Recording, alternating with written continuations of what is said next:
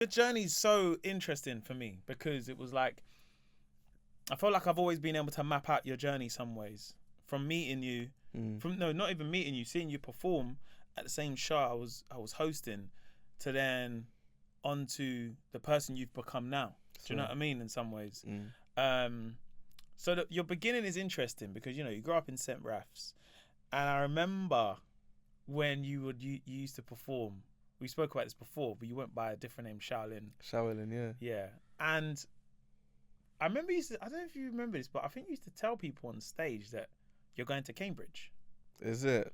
I think I remember, like, you would say, like, you would do your poetry, but like before you go into the second one, you say, like I'm going. I remember. I don't know if it was at a uni show or something. You got a good memory, boy. Like, oh man, those shows are like ingrained in my memory, innit? Yeah. But I remember you saying along the lines of, I'm going Cambridge, and I remember like the room would feel like this warmth, and it always reminded me of, in America, yeah, when there's let's say a college prospect, he lives in the hood and he's a great basketball player, and everyone's just like, listen, we got to protect him at all costs. And I don't feel like everyone got that because it was different. Because sometimes I feel like with comedy, it wasn't so much saturated, but there was a lot of different comedians. There was a lot of different musicians. Right. So spoken word and poetry was still something where it was like, there's only a few people that we could like count on our hand that we say, oh yeah, we know this person from our community who does poetry. So I always felt that there was like an overwhelming support for you. Do you know what I mean? So then when you went on to Cambridge, I don't know if you remember this. I think you done a show. And the first thing I said, I was like, how's Cambridge? Was it all right? Like, because we knew that the steps to get to those places wasn't as easy as it made out to be. Do you know what I mean? That's a beautiful little story. I feel like that's mad that you remember it in that way. Again, this is some of the stuff that I talk about in my story. When we linked, you were, remember Def Comedy Jam? Yeah. You were the Martin Lawrence of respect, Sunday man. show, Appreciate right? That, man. You were the supreme talent. Your talent was undeniable. Respect, man. So you'd be the one to bring in all the other talent that might not be as experienced as you. And obviously, Sunday show crowd, it was our people at the end of the day. 100%. But it was still the lines then a little bit. yeah. If they weren't feeling you, they weren't feeling you. And you were a leveler. You brought a vibe that allowed everyone to have a good time. The man, they weren't so stiff. You made the girls laugh. You always made the girls laugh.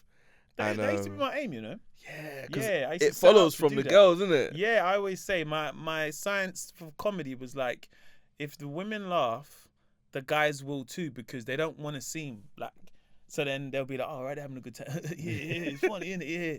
So that was always, sorry to interrupt, yeah. No, that was a good calculation. So I remember that, and I also remember, being in Cambridge and trying to make you know what it was? I was trying to make a point that there's more for us. I feel like we get boxed in through the media that we're used to and the way they portray us. Yeah, man. And I feel like you're another very good example of this. Every time I listen to your comedy, anytime I watch your specials or I come to your show, your material it's obviously black. It's obviously from where we're from. A lot of the time when I talked about Cambridge, I was really trying to get at that. It wasn't necessarily a flex. It was just like, I'm trying to represent us. I'm trying to be the ambassador for us out there. Yeah. And fingers crossed. I hope it goes well. Yeah, man. And talk to me about that. When you're at Cambridge and your journey's starting and it's like, because it's always kind of like, sometimes after you finished and you graduated and stuff, and it's like, oh, the man from St. Raph's goes to Cambridge. Well, good luck with that. And then you've got another community who are just like, oh, bro, man, you're doing us so proud. Yeah. So what's that pressure like? Because it's like, it must be like, everyone's, that's like what I was saying to you, as soon as I seen you, the first thing that came to my mouth was like, so how's Cambridge? Is it all right?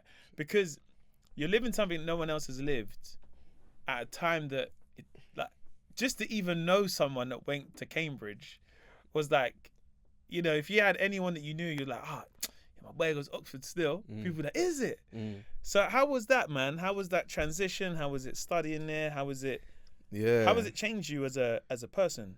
Good question, man. Good question. I feel like when I got to Cambridge, I'd never lived in a situation where there wasn't much diversity, like racial diversity, and that didn't put me off. I was like, cool. I take people for who they are, their character, their you know, their interests, etc.